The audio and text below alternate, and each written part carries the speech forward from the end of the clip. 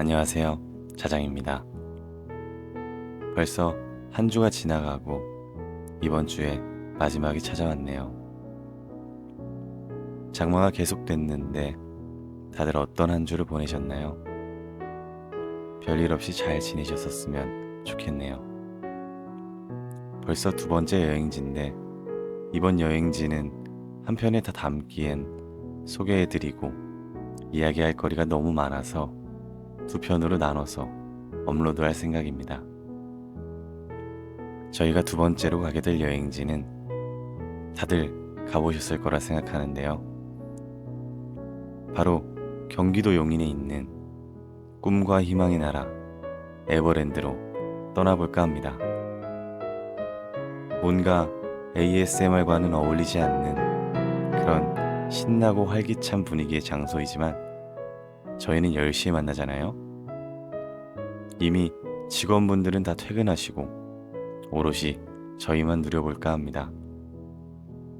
사람들이 없어서 조금은 으스스하실 수도 있으실 것 같은데 그래도 옆에서 조잘조잘 얘기하면서 걸으면 으스스하진 않을 거예요.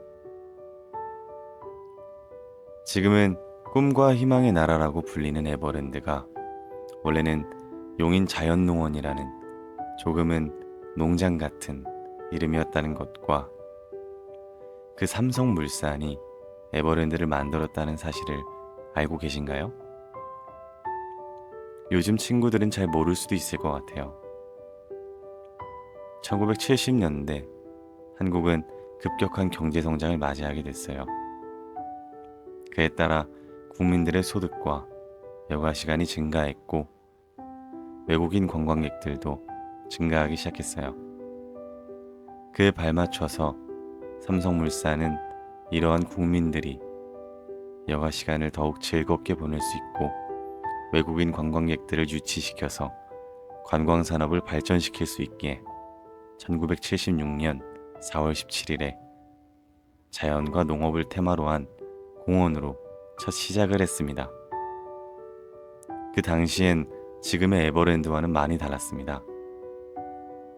현재 에버랜드에서 볼 수 있는 놀이기구는 거진 존재하지 않았고 많은 동물들을 볼 수 있는 동물원과 다양한 식물들이 있는 식물원이 주요 시설들이었는데요. 지금은 동물들과 식물들을 보기만 할 수 있다면 과거에는 자연과 농업을 체험할 수 있는 다양한 시설들이 있었습니다. 하지만 예나 지금이나 같은 점이 하나 있다면 내가 좋아하는 사람들과 설레는 마음으로 서울에서 조금 떨어져 있는 이 산자락에 찾아왔다는 사실이 아닐까요? 우리나라의 역사와 함께하는 꿈과 희망의 나라 에버랜드 여행을 지금부터 시작하려고 합니다. 차량으로 오시는 게 가장 편하긴 한데 차량이 없으시다면 셔틀버스를 이용해도 큰 불편함은 없으니 안심하시고 설레는 마음으로 놀러 오시길 바랍니다. 그럼 시작하겠습니다. 안녕하세요. 자장투에 오신 걸 환영합니다. 저희는 지금 에버랜드 매표소 앞에 있습니다. 앞에 웅장하게 약간은 고딕 양식 같기도 하고 중세 유럽의 성곽을 보는 것 같은 에버랜드의 입구 매표소가 보이는데요. 왜 저렇게 지었을까 했는데 여러분들이 이곳에 놀러 왔을 때 동화 속 성에 들어가는 것 같은 느낌을 받으실 수 있도록 중세 유럽의 성곽을 모티브로 삼았다고 해요. 원래는 여러 가지 방법으로 자유이용권을 예매하고 입장해야 하지만 지금은 직원분들이 다들 퇴근하셨으니까 그렇다고 무료로 들어갈 순 없고 입장료를 두고 들어가 보도록 하겠습니다. 매표소를 지나서 들어가니까 앞에 동그란 예쁜 화단이 잘 가꿔져 있네요. 이곳은 글로벌 페어로 가는 길이에요.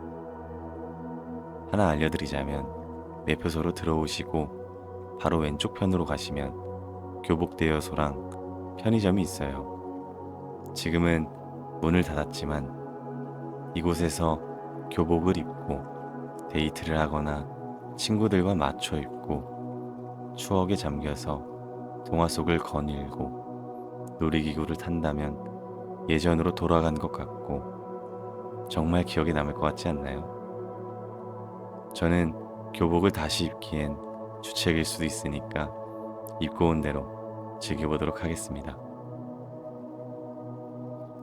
자, 그럼 글로벌 페어는 뭐 하는 곳이냐? 다들 식당과 기념품 샵의 시선을 뺏겨서 잘 모르시는 분들이 많더라고요. 이름에서도 어느 정도 추측은 할 수 있는데 바로 한국, 중국, 일본, 유럽, 아메리카 등 각국의 건축 양식과 음식 문화들을 즐길 수 있게 아주 멋스럽게 만든 장소예요. 앞쪽에 보시면 높은 첨탑같이 생긴 건물이 보이시죠? 어쩐지 예표소와 느낌이 비슷해 보이지 않나요? 맞아요. 같은 중세 유럽을 모티브로 삼았다고 하는데 높은 첨탑, 뾰족한 아치, 교회에서 많이 본 것 같은 스테인리스 창문. 저도 유럽을 다녀왔지만 그곳에서 보았던 양식이랑 비슷하면서도 동화 속이라는 정체성을 지키기 위해서 좀 더 동화스럽게 지어져 있는 게 그게 또 디테일 같아 보여서 더 대단해 보이지 않나요? 그럼 좀 더 앞으로 가볼까요? 스타벅스가 보이는데 왼쪽으로 시선을 돌려보니 뭔가 굉장히 이국적인 느낌을 주는 거리가 쭉 이어져 있습니다. 원래 저기 앞에는 에버랜드의 랜드마크라고 할 수 있는 매직트리가 커다랗게 자리 잡고 있었습니다.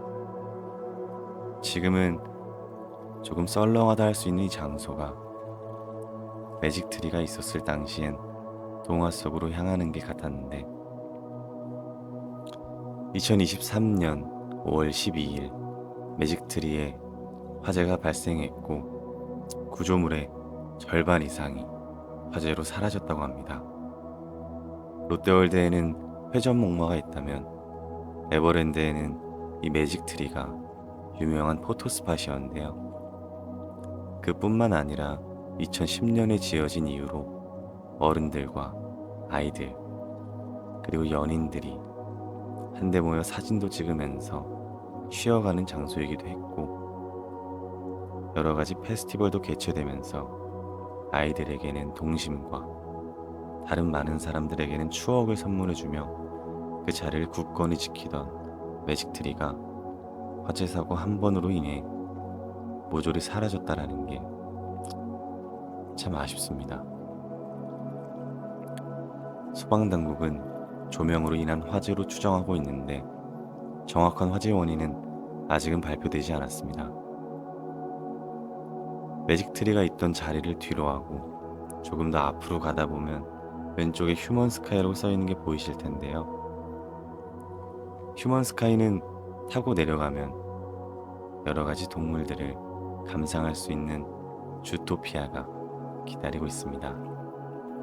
원래는 이 휴먼 스카이를 타지 않고 옆에 샛길로 내려가면 푸바오가 있었던 판다월드가 기다리고 있었는데 현재 푸바오는 중국에서 행복한 삶을 살고 있다고 언론은 말하고 있습니다.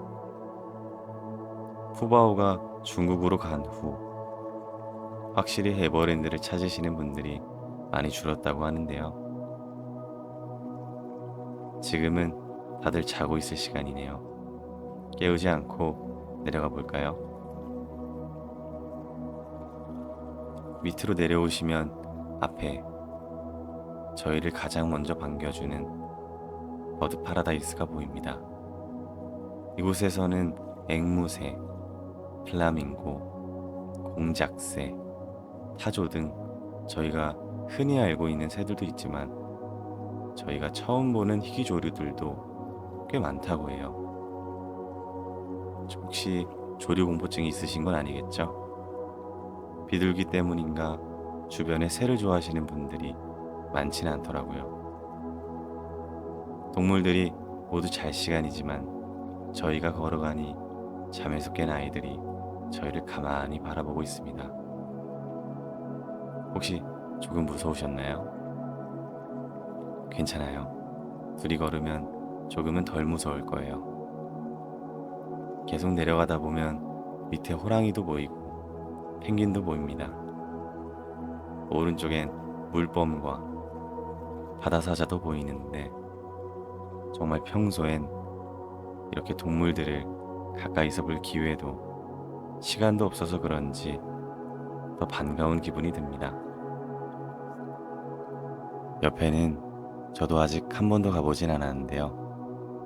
많은 맹금류 조련사분들이 공연을 하시는 판타스틱 윙스라는 곳도 보이네요. 아이들이 있으신 분이시라면 나중에 한 번쯤 오셔서 구경해 보시면 아이들이 참 좋아할 것 같아요. 더 밑으로 내려가 보면 에버랜드에서 가장 힙한 놀이기구죠. 아마존 익스프레스와 사파리 월드가 기다리고 있는데 내려가시기 전에 동물들을 조금만 더 감상하고 가보실까요? 판타스틱 윙스 건너편에 프렌들리 렌치와 뽀빠타운이 있어요. 이름이 참 귀엽지 않나요? 프렌들리 렌치는 동물들에게 먹이를 주면서 교감을 할 수 있다고 해요. 요즘 제주도나 목장 같은 곳을 가보면 먹이를 주는 프로그램들이 있잖아요. 그런 곳이랑은 조금은 다르게 다양한 동물들에게 먹이를 줄 수 있고 작은 동물들에게도 또 처음 보는 동물들에게도 먹이를 주는데 조금은 새롭고 색다른 경험을 하실 수 있으실 겁니다. 그 옆에는 조금 부러워하시는 분들도 있으실 것 같아요. 뽀빠타운인데 곤충들과 작은 파충류, 양서류들을 볼 수 있습니다. 저는 곤충을 그리 좋아하지 않아서 얼른 내려가 보도록 하겠습니다. 처음 보는 원숭이도 보이네요. 이렇게 구석구석 다양한 동물들이 저희를 기다리고 있습니다. 주의하실 점이 있다면 동물들이 너무 이쁘다고 창문을 두드리거나 동물들이 스트레스 받을 만한 행동을 하는 그런 비매너적 행동은 하지 않으실 거라 믿고 저희가 자주 에버랜드로 오진 않으니까 그 전에 봤던 동물들 또는 어디선가 SNS에서 봤던 동물들이 현재는 에버랜드를 떠났을 수도 있으니 만약 꼭 그 동물을 보셔야 하는 경우라면 오시기 전에 에버랜드 홈페이지나 고객센터에 전화하셔서 한번 확인해 보시고 오는 걸 추천드립니다. 그럼 이제 아마존 익스프레스 쪽으로 가볼까요? 솔직히 저는 동물들을 보는 것도 신기하고 좋지만 놀이공원은 역시 놀이기구를 타야 정말 놀이공원을 온 그런 기분을 느낄 수 있는 것 같아요. 다들 아마존 익스프레스 하면 가장 먼저 떠오르는 게 뭔가요? 아무래도 직원분들의 재미난 입담과 댄스 타임이 아닐까요? 아마존 익스프레스 직원분들의 입담과 댄스 타임은 생각보다 오래된 문화였다고 해요. 아마존 익스프레스 자체가 1994년 4월 10일에 처음 생겼는데 30살 정도 된 장수 놀이기구로서 그 예전부터 직원분들의 입담과 댄스 타임을 보러 오시는 분들이 꽤 많았다고 합니다. 그리고 지금 가는 곳은 리모델링을 하면서 한번 위치를 옮긴 장소인데요. 그만큼 에버랜드와 오랜 세월 함께한 놀이기구로서 에버랜드의 필수 관광 코스 중 하나로 자리 잡게 되었습니다. 얘기하다 보니 벌써 입구 앞에 도착했네요. 한번 들어가 볼까요? 입구부터 벌써 열대우림 속으로 들어온 것 같은 기분이 드는데요. 대다수의 분들이 직원분들의 입담과 댄스 타임, 그리고 놀이기구는 기억하시는데, 여기 입구부터 탑승장까지 이어지는 열대우림의 식물들과 벽화, 그리고 실감나는 동물들의 소리, 이런 거 하나하나 정성스러운 디테일들을 기억하시는 분들은 많이 없더라고요. 정말 저희가 열대우림 속으로 들어와 있는 것 같은 기분을 느끼게 해주는 벽화와 식물들의 통로를 지나서 탑승장 입구로 향하면 드디어 저희가 익숙한 그곳에 도착했습니다. 직원분들의 입담 소리와 노랫소리는 들리지 않지만 물이 조용히 흐르는 이 소리가 오히려 더욱 진짜 열대우림에 들어와 있는 것 같지 않나요? 귀를 기울이면 살짝 폭포 소리가 들리는 것 같기도 한데요. 라이드 코스 중간에 따로 폭포 구역이 마련되어 있는데, 정말 많은 사람들을 적셨던 그 구간에서 들리는 폭포 소리입니다. 정말 디테일이 대단하죠? 그럼 조금만 물소리에 귀를 기울이다가 이동해 보도록 하겠습니다.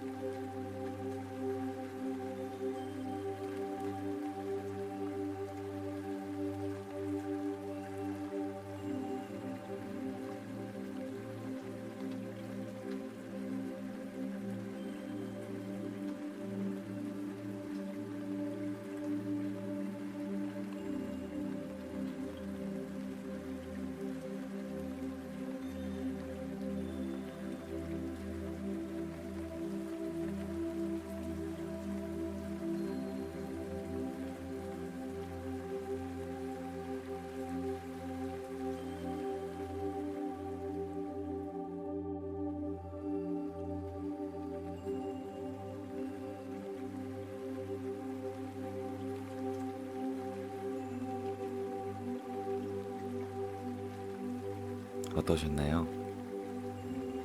에버랜드를 자주 와보신 분들도 많으실 것 같은데요. 이렇게까지 자세하게 들여다보신 적은 많지 않으실 거란 생각이 듭니다. 다음 주엔 더욱 재밌는 사실과 놀거리로 찾아뵙도록 하겠습니다. 오늘은 여기까지 하겠습니다. 다들 안녕히 주무세요.